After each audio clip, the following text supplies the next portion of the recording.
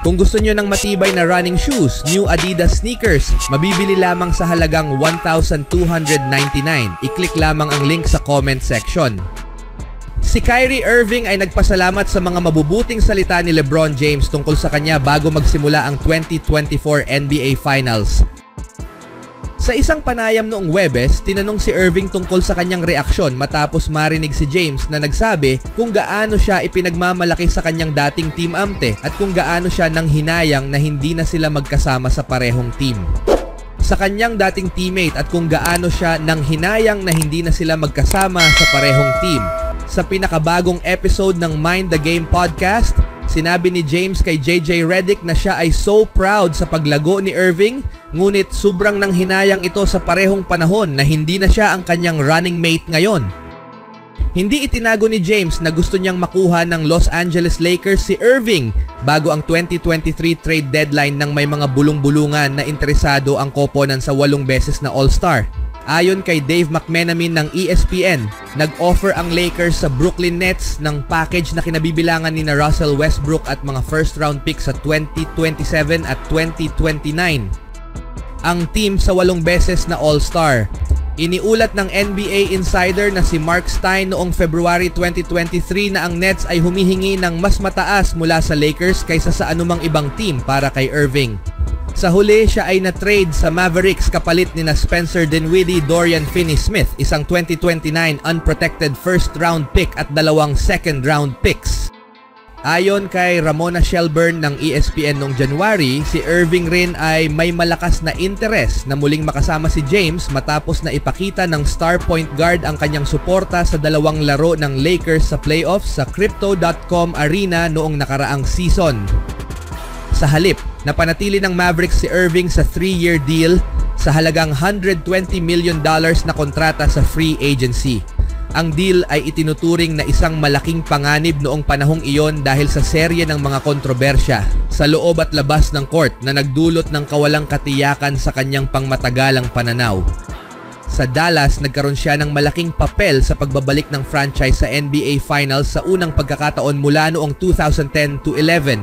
Si Irving at James ay naging magkasama sa loob ng 3 season sa Cleveland Cavaliers mula 2014 hanggang 2017. Nagtapos ang kanilang pagsasama matapos ang 2016 to 17 season dahil sa ulat na nagkaroon ng issue si Irving sa mas paborableng trato kay James mula sa organisasyon. Kahit na hindi maganda ang naging pagtatapos nila sa Cleveland, ang 3 taong pagsasama nila ang pinakamaganda sa kasaysayan ng Cavs. Ito ay nagtapos sa isang tagumpay laban sa Golden State Warriors sa 2016 NBA Finals para sa unang kampyonato ng franchise. Speaking of Irving, hindi madali ang pagpigil kay Kyrie Irving, ngunit maaaring magkaroon si Jrue Holiday ng simpleng paraan upang subukan ito sa NBA Finals. Magdasal, joke ng guard ng Boston Celtics ngayong araw nang tanungin kung paano niya planong pabagalin ang playmaker ng Dallas Mavericks. Nagtagumpay si Irving bilang kasangga sa likuran ni Luka Doncic at mula siya sa isang kahangahangang performance sa Western Conference Finals, nag-average siya ng 27 points, 4.6 assists at 3.6 rebounds habang may shooting na 49% mula sa field at 37.5% mula sa malayo sa 5 larong panalo laban sa Minnesota Timberwolves. Ang 8 beses na All-Star ay may ilan sa pinakamagandang ball handling skills sa kasaysayan ng NBA at halos imposible siyang harangin kapag umaatake sa basket. Mayroon din siyang karanasan sa pag-perform sa ganitong entablado at na-shoot niya ang winning shot sa Game 7 ng 2016 NBA Finals bilang miyembro ng Cleveland Cavaliers.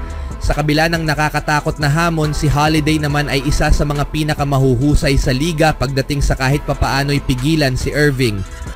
Si Holiday ay isang 6-time na all-defensive selection na palaging binibigyan ng responsibilidad na depensahan ang pinakamahusay na perimeter playmaker ng kalaban. Nagpakita rin siya ng kahangahangang depensa habang tinulungan ang Milwaukee Bucks na maipanalo ang 2021 NBA title. Ang plano sa pagpigil kay Irving o Doncic ay malabong mangyari, ngunit magkakaroon ang Celtics ng magandang pagkakataon na manalo kung magawa man lamang ni Holiday na mabawasan ang epekto ni Irving. Sa pagsasalita sa media sa papalapit na Game 1, ipinaliwanag ng coach ng Celtics na si Joe Mazzulla kung bakit hindi nararamdaman ng kanyang team ang labis na pressure sa seryeng ito. Sa isang komentong naging viral online, ipinahayag niya na mas advantage ang ilaw sa kanila sa panahong ito ng playoffs. Maliban kung pinalitan nila ang mga bumbilya sa loob, hindi ito magiging mas maliwanag kaysa sa huling serye, sabi ni Joe. Kailangan lang nating manatili sa mga detalye at mga bagay na mahalaga. Nasa posisyong ito na ang Celtics 2 taon na ang nakakaraan.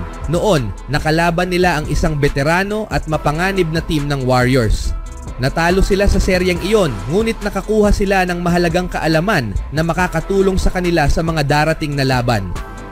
Ang katotohanan ay kung hindi tayo magba-box out, kung hindi tayo magtra-transition, kung hindi natin ipapasa ang bola sa 2-on-1, kung hindi mo alam kung sino ang binabantayan mo, kung hindi mo alam ang spacing, at kung hindi ka magsasalita, hindi ka mananalo, sabi ni Mazzulla. Bilang bahagi sa ikatlong pagkakataon bilang mga black head coach sa kasaysayan ng NBA Finals, si Mazzulla ay nagmamarka sa bagong landas sa playoff run na ito at hindi na siya lumilingon pabalik. Kahit matapos magtapos ang season na may pinakamahusay na record sa East na 64-18, alam niya na ang pinakamahirap na trabaho ay nagsisimula pa lamang.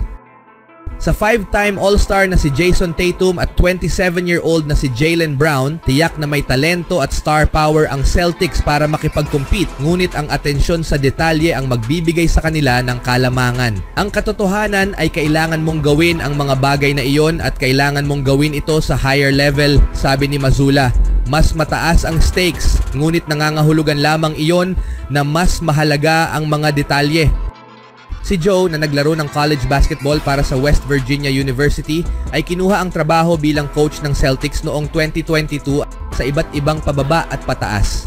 Ngayon, siya ang namumuno sa kanilang pinakamahalagang season mula noong huling biyahe nila sa finals. Mahalin man o galit ka sa kanya, may plano si Mazzulla at gagawin niya ang lahat para mapanatiling nakatuon ang Celtics sa pagpapatupad ng planong yon para makuha ang 4 pang panalo ngayong season. Sa isang punto, sinabi ni LeBron James na si Joe Mazzulla ay isang henyo. Habang maaaring may pinakamahusay na player sa serye ang Mavericks na si Slovenian superstar na si Luka Doncic, ang Celtics naman ay mas balansing team sa pagitan ng 2 stars at isang supporting cast na kinabibilangan ng one-time champion na si Jrue Holiday, Derek White at Kristaps Porzingis. Ang magandang balita para sa Celtics ay hawak nila ang home court advantage at magkakaroon sila ng pagkakataong makuha agad ang 2-0 laban sa Mavericks sa kanilang home floor. At habang may mga nagdududa at kritiko pa rin sa mga pamamaraan ni Mazzulla, si LeBron mismo ay nagbigay sa kanya ng pinakamatinding pag-apruba.